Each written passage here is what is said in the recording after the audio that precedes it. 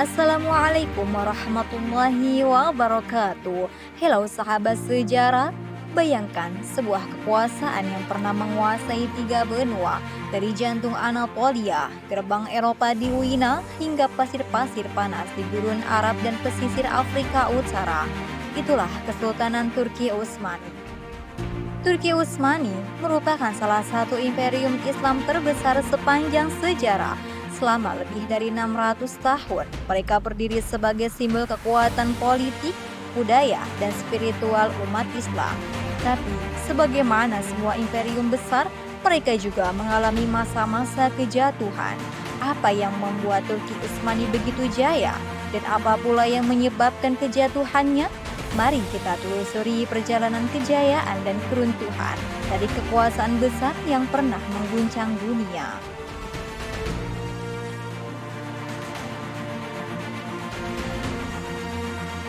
Kesultanan Turki Utsmani didirikan oleh Osman I pada akhir abad ke-13 di Anatolia.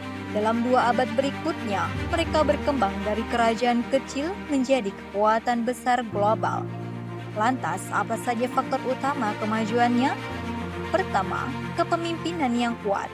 Pada awal pemerintahan Turki Utsmani dipimpin oleh sultan-sultan yang adil seperti Osman I, Orhan, Murad II, dan tentu saja Mehmed II, sang penakluk Konstantinopel yang memimpin dengan visi besar dan ketegasan militer.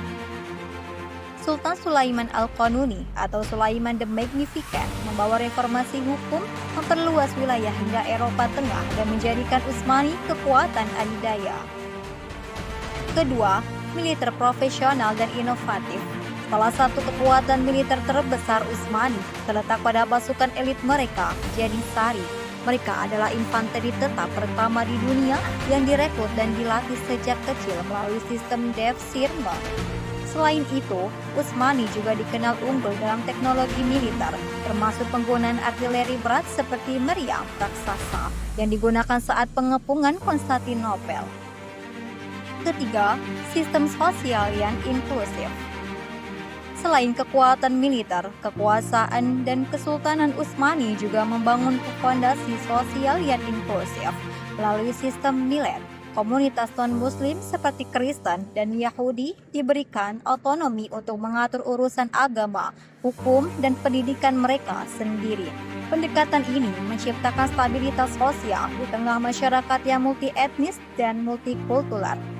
Keempat, dominasi perdagangan dan ekonomi. Tidak hanya sampai di situ, dominasi perdagangan dan ekonomi menjadi salah satu kekuatan utama Kesultanan Utsmani. Letak geografisnya yang strategis menjadikan Utsmani sebagai penghubung jalur perdagangan antara Asia dan Eropa. Kota Istanbul pun tumbuh menjadi pusat ekonomi dan budaya yang hidup. Dan kelima, kemajuan seni dan ilmu pengetahuan. Dari kemakmuran inilah lahir masa keemasan Utsmani di bidang seni dan ilmu pengetahuan. Arsitek besar Mimar Sinan membangun masjid-masjid Mekah seperti Sulaimaniye dan Seriniye, simbol kejayaan spiritual dan estetika. Sementara itu, ilmu kedokteran, astronomi, dan filsafat tumbuh subur meneruskan tradisi intelektual Islam yang lama telah mengakar.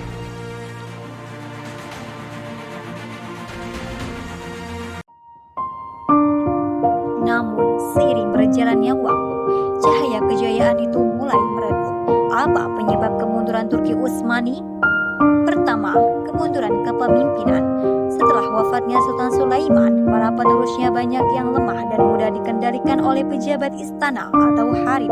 Sistem kafes, yaitu penggulungan pangeran, membuat calon sultan minim berpengalaman. Kedua, korupsi dan kelemahan birokrasi. Jabatan dijual kepada yang mampu membayar, bukan pada yang berkompeten. Sistem pajak diserahkan kepada pihak ketiga yang kerap menindas rakyat demi keuntungan pribadi. Ketiga, militer yang menolak modernisasi.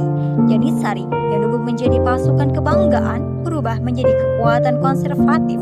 Mereka menolak pembaruan senjata dan taktik, bahkan seringkali memberontak terhadap sultan sendiri. Keempat, perubahan jalur perdagangan global.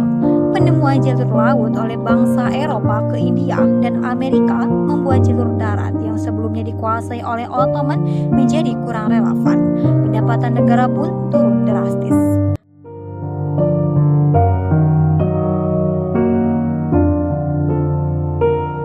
kelima, kekalahan dalam perang besar. Puncaknya terjadi pada saat pengepungan Wina kedua pada tahun 1683 yang gagal total. Setelah itu, melalui perjanjian Karlowitz pada tahun 1699, Ottoman kehilangan sebagian besar wilayah Eropanya. Tekanan dari Rusia, Inggris, dan Prancis semakin memperparah kondisi internal yang sudah rapuh.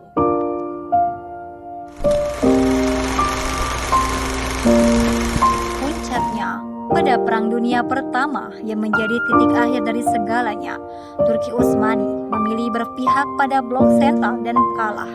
Wilayahnya diduduki oleh sekutu melalui perjanjian Sevres pada tahun 1920 sehingga kekaisaran secara resmi dibubarkan.